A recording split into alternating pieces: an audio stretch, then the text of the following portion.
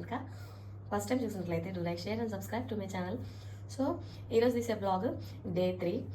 ఈరోజు ఎట్టెట్ వెళ్తున్నామంటే ఫస్ట్ అయితే వైజాగ్ బీచ్ వెళ్తున్నాము. ఏం బీచ్ అది? రిషికేష్ బీచ్ ఒకటి, ఆర్కే బీచ్ ఒకటి అంట. మరి తెలియదు ఇటు సైడ్. ఏ లేదు, ఆర్కే అంటే రామకృష్ణ. అవి 2 బీచ్లు ఉన్నాయి. అవి చూసిన తర్వాత ఎటు పోతాం అనేది వీడియోస్ చివరి వరకు స్కిప్ చేయకుండా అయితే చూడండి. అండ్ ఈరోజు వ్లాగ్ కొంచెం ఎంటర్టైనింగ్ ఉండబోతుంది. ఎంటర్టైనింగ్ అనే అట్లా. ఇప్పుడే లేచిన టైం వచ్చేసి ఎంత అయింది? 6 అవుతుంది అనుకుంటా. మేబీ నైట్ నిద్ర లేదు, అందుకే కొంచెం లేట్ అయిపోదామని తన్నం. ఇక మా వాళ్ళు లేచిర్రు, లేవలేదో చూపిస్తా పారి. అది మా చిన్నపిల్లి లేచింది. అగ్గే గుడ్ మార్నింగ్ వియాన్. అమ్ముకుటి చల్లకుటి జాంగ్రీ బూందీ నన్ను పక్కకు పెట్టుకుండే.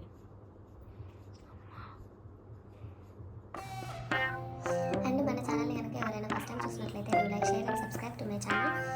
ఫర్దర్ వీడియోస్ కోసం నోటిఫికేషన్ రావాలంటే పక్కనే ఉన్న బెల్ ఐకాన్ క్లిక్ చేయండి. ఓకే, వీడియోలోకి వెళ్ళిపోదాం.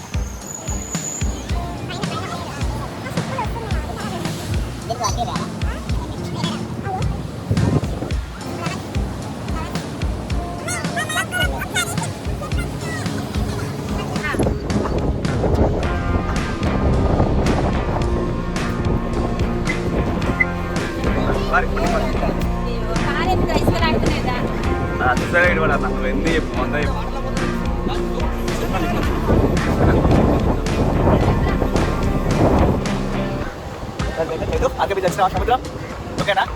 వచ్చిన కదా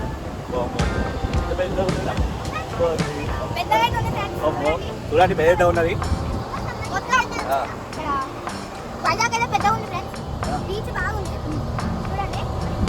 చూసావా వాడు ఫ్రెండ్స్? వైజాగ్ అయితే పెద్దగా ఉన్నది, బీచ్ కూడా ఉంది, మంచిగా ఉన్నది.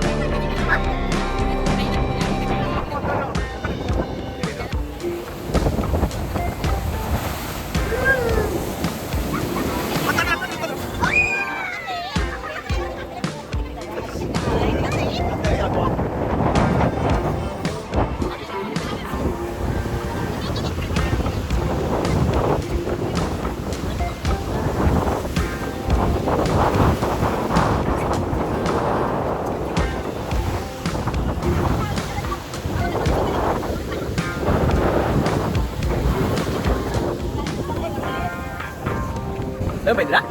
ప్లేన్ పోయింది. అది ఏరోప్లేనా? ఏరోప్లేనా? అమ్మో అమ్మో, ఏరోప్లేన్ పోయిందంటే ఇగో ఇది చెప్తాను, ఏరోప్లేన్ పోయిందంట.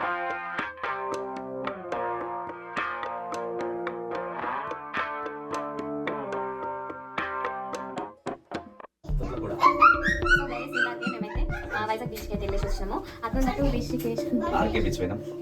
ఆర్కే బీచ్కి వెళ్ళినాము. నెక్స్ట్ ఆర్కే బీచ్ తొట్లగూడ బీచ్ కూడా పోయినాము. అక్కడికి వర్షం పడ్డది, ఆర్కే బీచ్ చూసుకొని మళ్ళీ హోటల్కి వచ్చేసినాం. ఇప్పుడు నెక్స్ట్ కైలాసగిరి కూడా అనుకుంటున్నాం.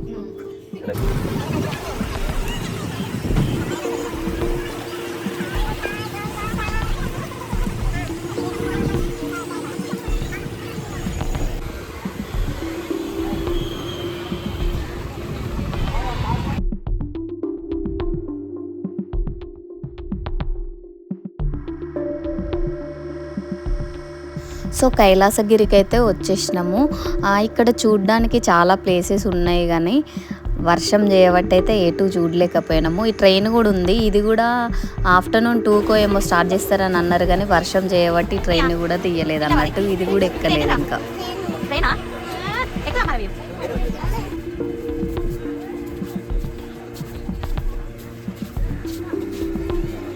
కైలాసగిరి నుండి అయితే వైజాగ్ వ్యూ అయితే మస్తుగా అనిపిస్తుంది. వెదర్ అయితే చల్లగా ఉంది, అలానే వర్షం కూడా స్టార్ట్ అయింది. మా బ్యాడ్ లక్ ఏమో కానీ అక్కడ రోప్ వే కూడా ఉందన్నట్టు, అది ఎక్కలేదు. జిప్ లైన్ ఉంది, అట్లనే స్కై సైక్లింగ్ కూడా ఉంది.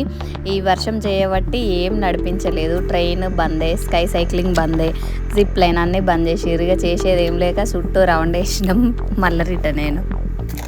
ఇక్కడ అట్నే చిన్న చిన్న పార్కులు ఉన్నాయి, పార్కులు చూసి ఆ దగ్గర ఒకటి హర్రర్ హౌస్ ఉందన్నట్టు, ఆ హౌస్కి అయితే వెళ్ళినాము. అంటే అందులో లోపల ఏం ఉండవు కానీ సౌండ్స్ ఎక్కువ పెట్టేసి అయితే భయపెట్టిస్తారు. ఇగో ఇదే ఆ హౌస్ అన్నట్టు.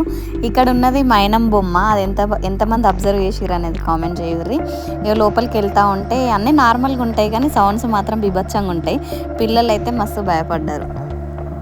సో ఇది చూసేసి అయితే మళ్ళా కిందికి వచ్చేసి సబ్మెరైన్ ఆపోజిట్లోనైతే ఎయిర్ క్రాఫ్ట్ మ్యూజియం ఉంటుంది కదా, అందులోకి అయితే వెళ్ళినాం అన్నట్టు. ఈ యుద్ధ విమానం వచ్చేసి TU-142, ఎంట్రీ టికెట్ వచ్చేసి 70 రూపీస్. దీని గురించి మరీ అంతగా ఎక్స్ప్లెయిన్ చేయడానికి నాకు ఏం ఎక్కువ తెలియదు. బట్ ఇది వచ్చేసి 29 ఇయర్స్ మన ఇండియన్ గవర్నమెంట్కి అయితే వర్క్ చేసింది.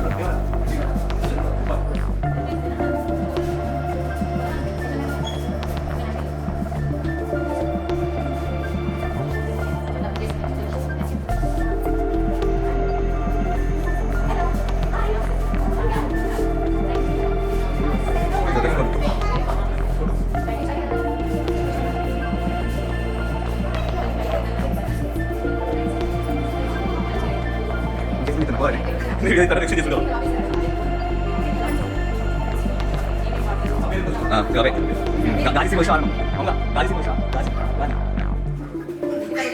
हाँ हाँ मैंने कब मिला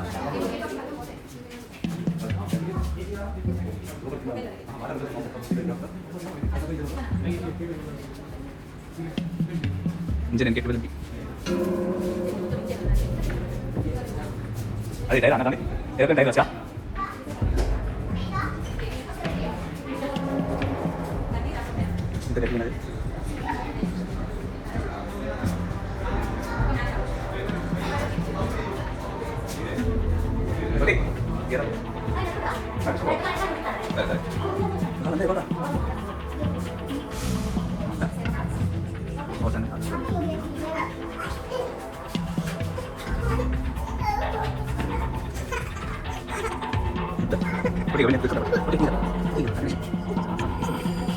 సో ఎయిర్ క్రాఫ్ట్ మ్యూజియం చూసిన వెంటనే దానికి ఆపోజిట్లోనే సబ్మెరైన్ ఉంది, ఇది చూడడానికి అయితే వచ్చినాము.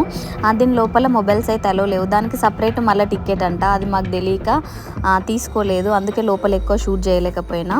ఈ సబ్మెరైన్ వచ్చేసి NS కుర్సురా, ఇది 1971లో ఇండియా పాకిస్తాన్కి మధ్యలో జరిగిన యుద్ధంలో యూజ్ చేసిన తర్వాత మన కోసం వైజాగ్లోని ఆర్కే బీచ్లో సబ్మెరైన్ మ్యూజియంగా పెట్టారంట.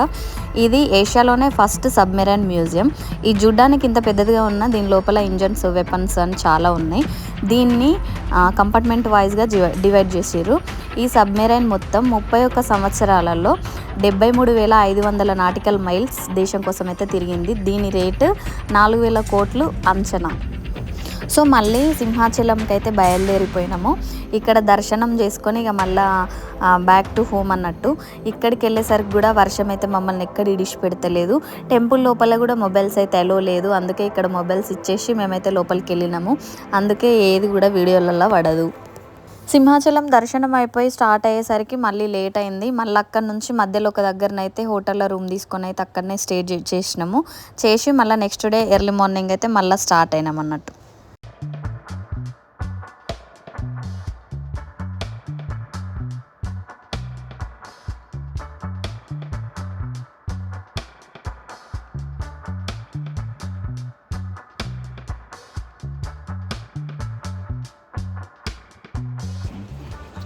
సో గైస్ మేము ఇందాకే ఇక్కడ ఊళ్ళో పేరు మర్చిపోతాను. దేవుడా ఇందాకే మేమైతే వైజాగ్లోనైతే చూడాల్సినవి అయితే అన్నీ చూసేసి అయితే వచ్చినాము. కానీ ఎందుకో వెదర్ మాకు అస్సలు సపోర్ట్ చేయలే అన్నట్టు. ఫుల్ రెయిన్ ఏమంటే వచ్చిందా, చాలా రెయిన్ వచ్చింది. అందుకే బీచ్లు కానీ ఎందుకో రెయిన్ ఎక్కువ ఉండే బీచ్ అవి రెండే చూసినాం అన్నట్టు. చూసి ఇందాకే ఏం చేసినామంటే మళ్ళీ రేపు ఎట్టలేదు ఉందంటే మారేడు మిల్లి తెలిసే ఉంటుంది అనుకుంటా అందరికీ, అక్కడికి వెళ్దామని చూస్తున్నాము. వచ్చేటప్పుడు దారిలో వర్షం అయితే ఎక్కువైన తర్వాత ఇక్కడ ప్రతిపాడు దగ్గర ఇక్కడైతే స్టే చేస్తున్నాం. మళ్ళీ రేపు ఎర్లీ మార్నింగ్ ఫ్రెష్ అప్ అయిన తర్వాత మళ్ళీ మా జర్నీ అయితే స్టార్ట్ అవుతుంది డే 4. సో డే 3 బ్లాగ్ అయితే ఇక్కడ వరకు అయితే ఎండ్ చేస్తున్నా. మరి నేను మంచి వీడియోస్ కోసం మన ఛానల్ని సబ్స్క్రైబ్ చేయండి. అట్లనే పక్కనే ఉన్న బెల్ ఐకాన్ అయితే క్లిక్ చేయండి. మళ్ళీ రేపైతే డే 4 బ్లాగ్ అయితే కంటిన్యూ అవుతుంది. కంటిన్యూ దానికి స్మైలింగ్ బాయ్ బాయ్. యోమా వాడైతే యోగి ఆటలు ఆడతాను. బాయ్ చెప్పు వీళ్ళు. Good night. ఆకాశ నక్షత్రങ്ങൾ దిక్కెల్లా